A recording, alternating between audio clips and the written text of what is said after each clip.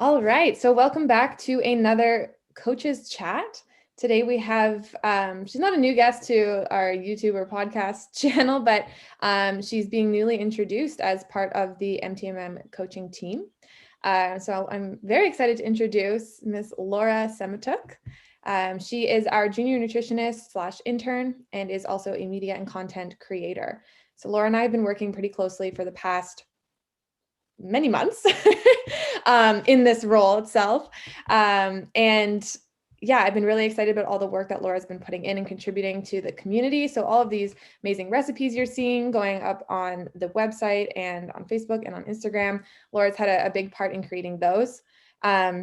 She's also helped us by creating some reels for the Instagram, which I think are super fun, and hopefully people are finding those entertaining and useful as well. And another big contribution that Laura made is we sat down to discuss what we wanted our April theme to be. And as you all know, our theme for April is Air Fryer April. And this came about because Laura had started putting together an ebook, an air fryer ebook, with a bunch of tips and tricks for different vegetables, starches, meats, specific cooking times and methods for cooking those, as well as some of our favorite recipes using the air fryer. So that's how that all came about, and I'm super excited to deep dive into this a little bit more with Laura today. So yeah, let's hear a little bit about this ebook and mostly kind of why you decided to make it. Is air fryer cooking a big piece of your meal prep strategy? Kind of how does it fit in, and what do you love about it? I think the air fryer has become a big part of my meal prep strategy. For me, I started working from home at the beginning of the pandemic. So I was around a little bit more. Before that, I was in the office kind of 10, 12 hours a day. So it was more so batch cooking. So what I was kind of able to do with the air fryer was cut down the time I was spending cooking. For those of you that aren't familiar with the air fryer, it's just an oven basically, but a convection oven. So it kind of helps to speed up the time you're spending cooking. So instead of, the 20 minutes to preheat an oven and then another 30 minutes to cook the potatoes, you're cutting that down to 15 or 20 minutes. So for me, it's been a recent part of my meal prep, but it's been something that's allowed me to cook on a regular basis while still having a busy day. Yeah, I think the really cool thing about air fryer is that it can fit into a lot of people's schedules who still want that like freshly prepped food, but don't necessarily have the time to cook full elaborate meals each time that they come home from work or come home from their errands or whatever it may be. And I think, obviously the air fryer is a really important piece of this April theme, but I think more so where it comes from is just understanding that there's no perfect way to do your meal prep, right? There's no one size fits all approach to meal prepping. And I think a lot of people get scared of the term meal prep because they're like, oh, I don't want to just batch cook chicken and vegetables and rice and eat that for the entire week. So that's kind of why we decided to sit down and have this chat today, was to talk through some different options for meal prepping strategies and how we have come up with our own meal prepping strategies and how that fits into our lifestyle. But understanding that there's a lot of different ways that you can approach it that are going to fit well with your specific lifestyle. So yeah, what kind of approach do you take to your meal prep? I know that over the past year, you've been experimenting with different types of meal prepping strategies and trying out new and different things, especially with the change to working from home. So I'd love to hear a little bit more about kind of how you approach it. Yeah, I think that's a good point too to remember, is that even when you come up with a strategy, it doesn't need to be your strategy forever. Obviously, things change in your life, and as those change, being able to change how you're preparing yourself for your week, I think is important. So what I found the most helpful recently is more so meal planning. So creating a plan at the beginning of the week. I grocery shop on Sundays. So actually sitting down and thinking through, what am I going to have for breakfast? What do I have going on in my week? What am I going to have for dinner? Writing that down and then making my grocery list based on that. And that's where the air fryer has probably come in the most, is I've been able to then, instead of pre-cooking a lot of things on the weekend and just reheating in the air fryer, which is what I used to do, I'm able to now cut my vegetables, prepare my meat, put it in the fridge, and then cook it fresh at the time. And I would say variety for me. I like cooking, so it's something that I'm willing time during the week to cook it fresh. But for those of people that don't have the time, I think the air fryer can be really good for like a reheating tool. So kind of doing both, that's where I've seen it fit in well. Mm-hmm. And I think we can touch on that piece of planning and the importance of that, because I think, you know, a lot of people think that it's just something that comes naturally and you can just like bang out a whole meal prep and, you know, your week's going to be perfect, so to speak. But that planning process, I know that you're quite the planner, and I admire that greatly. And I know that you have like a specific process in place and something to offer people who are listening as well. So let's chat through kind of what that looks like in terms of your planning. So you literally write out every recipe you're going to make and when you're going to eat them. And yeah, how does that all kind of fit together? Yeah, so I start with I have a document and it has all 7 days of the week. Like I said, I start on Sunday, so it kind of starts there. And the first piece that I fill in is like what I have in my fridge and my pantry. That way I don't have those things that like creep to the back and you never look at for kind of a few months. That was like a real issue for me. So that's the first piece. I kind of write down what I have in my fridge that I need to use. And then I start writing down and filling in like what I'd like to eat. Because I think that's the other piece too. If you're just prepping based on what you're kind of on a whim, it may not be foods that you like and enjoy, and then you're not as excited to eat it. So that's probably the second piece. I just start writing down like what sounds good to me this week and what would I like to eat. And once I have that plotted out through all kind of 5 to 6 days, depending on when I'm grocery shopping next, I make a grocery list based on that. Because there's nothing worse than being all excited about a meal and then realizing you forgot like the one key ingredient. So, and I would say too that this way of planning has made me enjoy my food more because I'm able to fit in those things that I want and then also waste less food. When I make a recipe, I know it's 3, 4, 5 servings, whatever. I will write that down where the 3, 4, 5 times I'm going to eat it.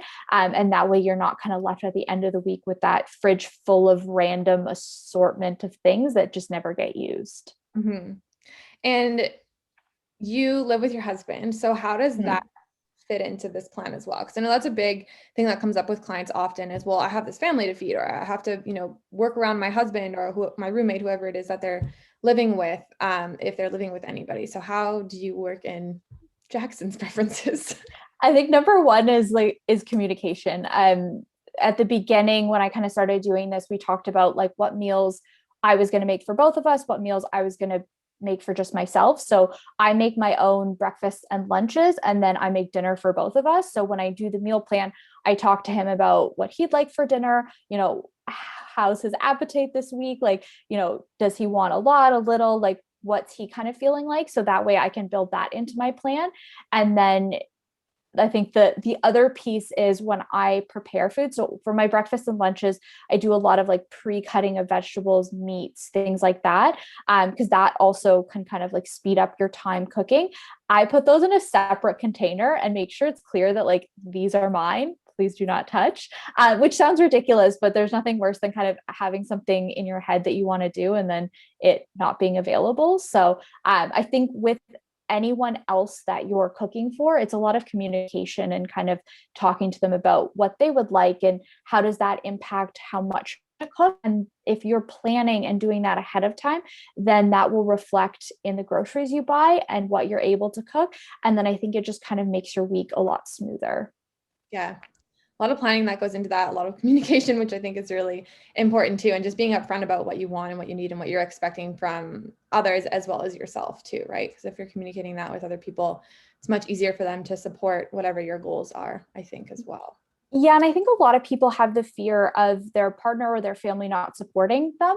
And I can relate to that. Like my husband does not necessarily eat what I eat. He is much more of a like prepared food. He likes what he likes kind of thing. But the more I found I was upfront and just explained why I was doing this and why I wanted to eat like this, the more he was happy to support, knew how to support. And then also just through kind of eating this way slowly, his diet has changed slightly. Not saying you have to go and change anyone's diet, but it does tend to like rub off a little bit too. And then it gets progressively easier from there. Right. Excellent. And we were talking a little bit too about values, right? And how that can tie into what your strategy is at any given time for meal prepping. I think, maybe a year and a half ago, we might have said that time was more of a priority, I think, for many of us, right? And maybe bulk batch cooking was kind of more the useful thing to do. But you mentioned that variety is a big priority for you as well, and something that you value with your nutrition regimen. Would you say that's kind of what you base your meal prep strategy around? Yeah, I think for me, it's whatever your priority is. So to your point, when I was working in an office, it was time. Like it was absolutely, I'm going to make a big tray of potatoes. It's going to all taste the same, and that's totally fine. Whereas now, because I'm home and have a little bit of time back, what I value has kind of shifted a little bit more to the variety. So like I said, that cutting it up ahead of time means that then when I cook it in smaller batches throughout the week, I can put a different seasoning on it, or I can pair it with a different meat and a different vegetable, and I do a bit more of that mix and match. And for me, as someone that likes cooking, likes variety, that works really well. Again, if you don't, I think the batch cooking can be really helpful. And that's where I think it's stepping back and just thinking of what you prefer. Like, are you someone that really likes variety throughout the week, or are you not? And neither one's better or worse than the other. It's just, if you know what you value and you can tailor your meal prep to that, I think you're going to like your food. And whenever you like your food, you're going to kind of stick to it, and it's going to be easier. Yeah, it can be easier and definitely a lot more enjoyable, I think, too. Mm-hmm. And I think, the process or the strategy that you're using right now can be useful for a lot of different lifestyles that people lead. If you're working shift work and you work 12-hour shift and you get home, 7-8 o'clock at night, you still really value variety, but you also are obviously short on time. That kind of strategy would really work to satisfy both of those values, right? Because we just throw something in the air fryer, it's quick, so our time is taken care of, and we also get to have potentially something new each day. But yeah, and you can also mix and match your strategy with your different values. Like, for example, I really value time, and there's the odd time that I'll actually set aside like a good chunk of my day to cook a more elaborate meal, because I do really enjoy that and I value the process of cooking. But I also really value time. Variety, not so much, but I also value enjoying meals with other people. So right now that's primarily been my mom, and with some dietary restrictions she has, I have to tailor what I'm eating in the evenings to if I want to have dinner with her. So what I've done is I make my breakfast and lunch and snacks in between pretty consistent throughout the week. Like, that's very repetitive. I don't really care about variety with those meals, but I put that variety in the evenings when I am cooking for myself and my mom. So I find there's ways to balance both, right? Like, you can batch cook your breakfast and your lunches and then make your dinners fresh, or vice versa, make your breakfast fresh and have your dinner prepped, whatever's going to work best for your lifestyle. But I think, yeah, to your point, meal prep doesn't mean that there's one way to do it. There's not a perfect way to do it, just like any sort of diet, right? That's kind of been our theme as well this month. Is there's no best diet out there, right? It's whatever's going to work for you and whatever you're going to be able to follow. So you just have to decide what's going to fit into your priorities. And if that shifts week to week, then that's okay, right? And I think that's why it's so important to experiment with different types of strategies that are out there as well. And I think that's where the planning also comes in, because if you can sit down, like when I sit down on Sunday, I look at what I have going on during the week. And, these days it's not much with COVID, but, when we do get to busier times, even if I have, appointments or things, like I can plan that in. So maybe that's a day where I need to be reheating something. Like I just don't have time to do a full meal. But if I look at that on Sunday and I shop and plan accordingly, then I feel like it's a lot less stressful. I'm sure people can relate to coming home, being hungry, what's for dinner. And you get this like panicky feeling of like, I just don't have time. I need to eat now. And I think that's where sometimes that like incessant grabbing of things, maybe not using what you purchased, maybe snacking, whatever it is, that can kind of be avoided because you have a plan, you know what you're going to do. And then you can just kind of execute on that. Yeah, I think that's a huge piece. And also, with our experience working together as well, we often plan meals where we're not going to be tracking or have anything planned. And I think that's always good to have and discuss and think through ahead of time as well, and how that's going to fit into your week too, right? So not every day of the week, has to be planned out to a T, knowing what you're going to eat at what time, but giving yourself some flexibility, but not too much flexibility that then you end up in a situation like you just explained, or, feeling stressed or overwhelmed because you kind of lost control of this one aspect of your life, your health, everything that goes into that as well, making sure you're fueling well and have your foods prepared for before and after your workouts, and that kind of planned out too. I know that when you are planning your meals, that's kind of where you start, and then you work your way off of that. Same here. But yeah, I think that planning piece is key. And yeah, thinking about all the possibilities that there are in terms of meal prep strategies too, right? And I think, if we were to talk to every one of the other coaches on the team, we each probably have a different strategy when it comes to meal prepping. And we all, it's very dynamic. We're always changing what our meal prep strategies are. So I think that's something important to note as well, is, we're all on the same team. We all coach the same methodology, but, we all approach our meal prep, how it's going to support our lifestyles the best way possible.